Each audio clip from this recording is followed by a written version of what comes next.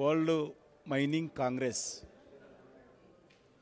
మన ఇండియా చాప్టర్కి సంబంధించినటువంటి సమావేశము ఈరోజు హైదరాబాద్లో జరుగుతుంది.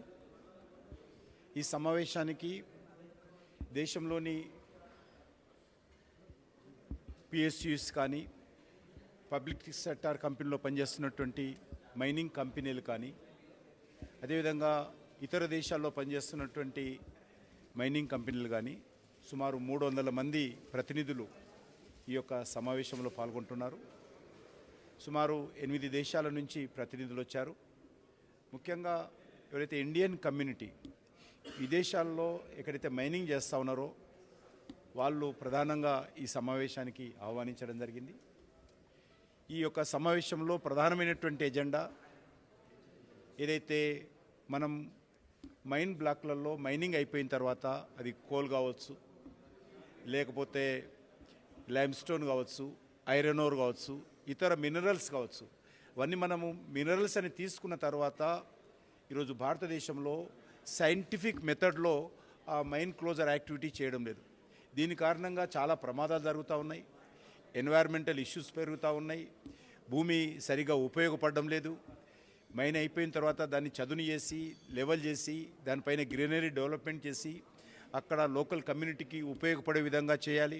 కొన్ని మైనింగ్స్లలో వాటర్ బాడీస్ డెవలప్ చేయాలి, ఈ రకంగా ఫిషరీస్ డెవలప్ చేయాలి.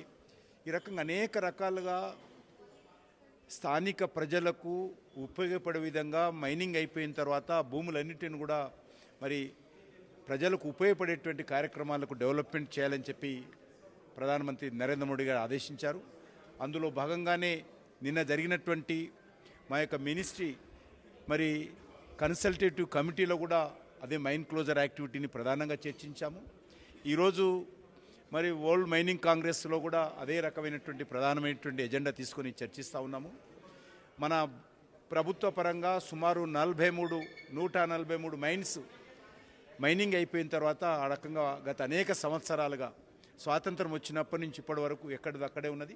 వాటన్నిటిని కూడా నరేంద్ర మోడీ గారి ఆదేశాలతో ఎంత డబ్బు ఖర్చు అయినా సరే ఆ యొక్క డీమైన్ అయినటువంటి డీకోల్ అయినటువంటి అన్ని మైన్స్ని కూడా మరి మైన్ క్లోజర్ యాక్టివిటీగా నామ్స్ ప్రకారం చేయాలనేటువంటి నిర్ణయం తీసుకోవడం జరిగింది.